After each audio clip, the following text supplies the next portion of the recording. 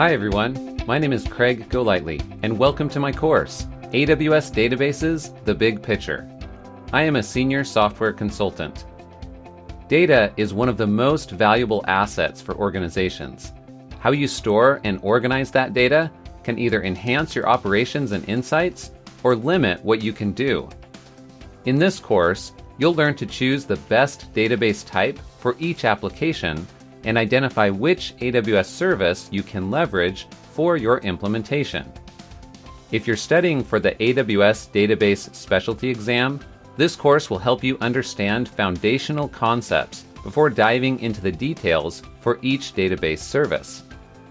Some of the major topics that we will cover include use cases for different database types, AWS services for various database types, and responsibilities of a database specialist.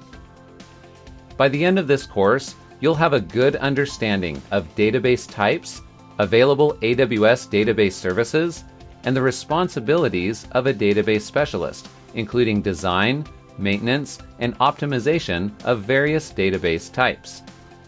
I hope you'll join me on this journey to learn about AWS databases with the AWS Databases, The Big Picture course at Pluralsight.